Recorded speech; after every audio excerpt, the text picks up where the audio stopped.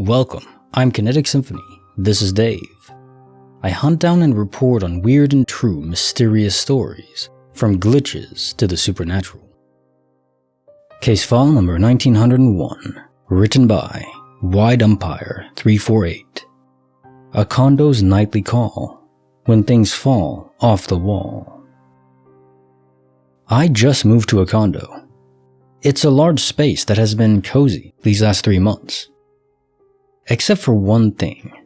Something always falls off my wall between 23:55 and midnight, 11:55 p.m. and 12 a.m. But there's a twist, which I'd call the glitch in the glitch.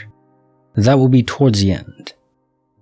And guys and gals, I swear to you, this is a true story. Every single night between those times, something falls off my wall. I work odd hours. When I get my me time, it is typically from 10 p.m. to 4 a.m. I tuck the kids in, refill the dog's water bowl, kiss my wife goodnight, and finally get to read from my book collection. Fantasy nerds, where you at? Now this is where it only gets slightly weird. My daughter has some special needs that we actually don't understand fully yet. She's seen doctors, and bless her beautiful heart, but she needs a calendar. And it's her damn calendar. So she decides how to mount it, and she chose duct tape. I'm a proud dad. She mounts it a little low, right by the doorway to the kitchen. Anyway, you can probably guess what I'm about to say. You'd be correct if your guess was that it falls off every night between 23:55 and midnight. Okay. The new strip of duct tape loses its adhesive consistently throughout the day, then finally tears free. Logical. So I used a 1-inch nail. This is where it gets weirder, because it fell off again. When I heard that noise, my heart thundered in my chest, because for the love of God, I nailed the calendar into the wall. I inspected it. The paper freaking ripped through the nail. So even weirder now. I taped it and nailed it. It didn't fall off that night, but something else did. A drawing on the fridge. One of my kids. And guys, those drawings have never fallen off before. It only happened when I taped and nailed the calendar. It kept happening for about 2 weeks. Then, the calendar started falling off again, and the drawings on the fridge stopped falling. Upon inspection of the calendar, the tape came off and the nail again ripped free from the new hole in the calendar itself. At this point, I have assumed the universe is playing a joke on me. Also, I'm absolutely terrified. I have since let the calendar fall because I swear to God, I'm too scared to see what else will happen if I send 20 nails into that damn calendar and then remove all the drawings. So we're almost done with the story. But don't sharpen your bayonets yet, cadets, because this last part I tell is the real glitch in the matrix. My wife works very early hours. I sometimes work at night, where I don't witness the falling objects. One day, I told her paramountly to remember to check for anything that has fallen off the fridge or the calendar. And guys, it brings tears to my eyes to say that nothing falls when I'm at work. This concludes my glitch. I will say this again to anyone who wants me to take this further. I'm letting the calendar fall still. It actually happened 13 minutes ago as I write this. I'm afraid of what would happen if I took everything away that could fall. Case notes for file 1901. A condo's nightly call, when things fall off the wall. So, would this be an echo of a spirit? Before it died, it was ripping off something from the wall. You have the calendar, and then of course, the drawings on the fridge. Whatever was fixing it to the wall could easily be displaced by a spirit that was angry enough. And it does strike me as anger. A repetition of anger. Maybe some sort of fight, where in the ruckus of things, one party tore things down off the wall. In an outburst of anger, some people throw glasses or dishes or punch holes in the wall. But other people will just rip things off the wall. Anger isn't always logical, but the repeating echo of it can be. And I think your instincts were correct. Always enable the echo to continue, because if you break the pattern, the anger unfurled towards everyone else in the vicinity without the guiding repetition to keep it at bay. Case file number 1902, written by Viradavinci. Two souls awakened in the depth of night. My husband and I were asleep one night, and I woke up from a crazy nightmare and decided to use the restroom. As I walked around the bed, I noticed he was wide awake. It startled me, since it's not uncommon for me to wake up and use the restroom. But in all our years together, I've never seen him awake during this.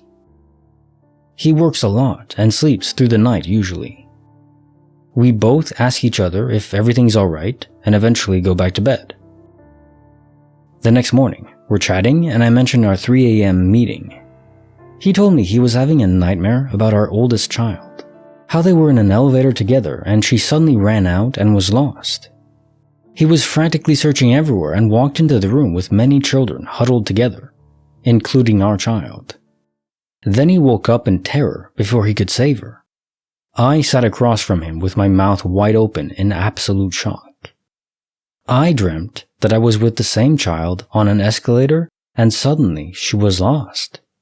When I found her, she was at the bottom of the escalator with her hair entangled in the stairs and quickly being pulled into the mechanism.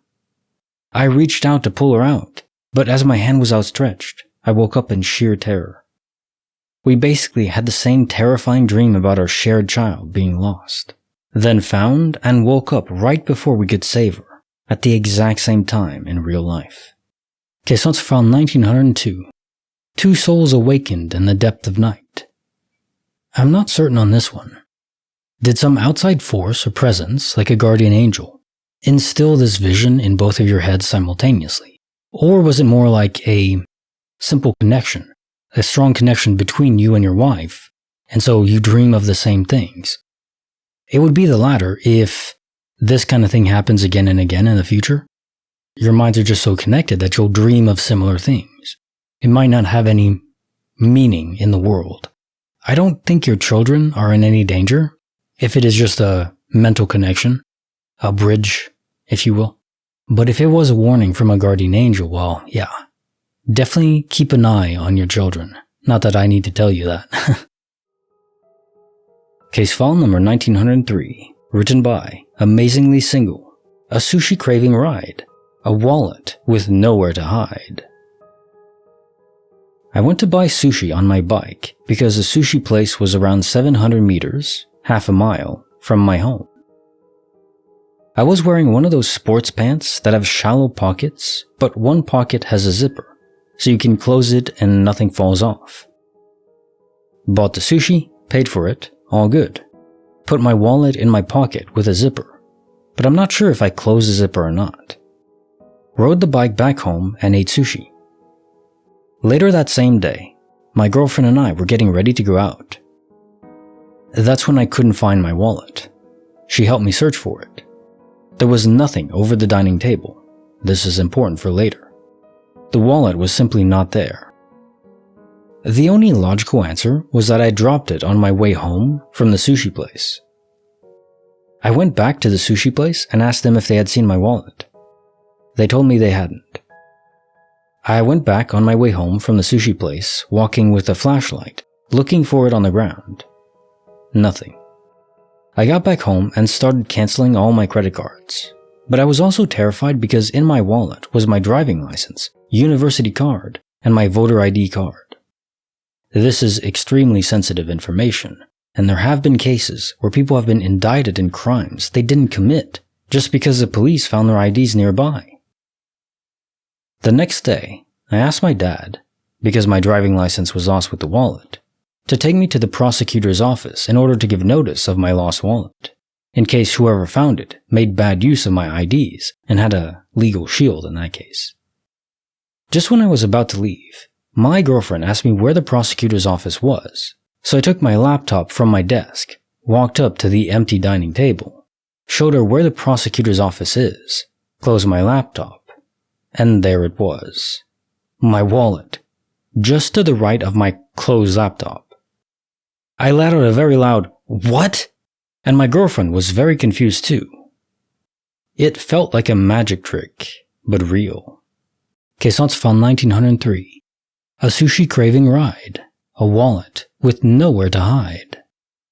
So I'd never heard of that, where ID is found next to a crime and somehow you're convicted on that. I guess it makes some sense if they never find the actual perpetrator and there's just an ID card nearby, but that doesn't seem like enough to convict. But maybe it could add to it, to the bulk of evidence if you just happen to be in the wrong place at the wrong time. I don't know. Seems unlikely, but yeah, who knows? You don't want to risk it. Other than that, it's just a classic dupe and reappearance. Of course, reappearing in a way that you know is just not possible. Could only have been lost on the walk back. This is what I like to call the gimmicks of the multiverse. Now time for the joke of the day. I'm so tired of trying to figure out what equals 86,400 seconds. Let's call it a day. Like the video, subscribe, hit the bell. Kinetic Symphony signing off.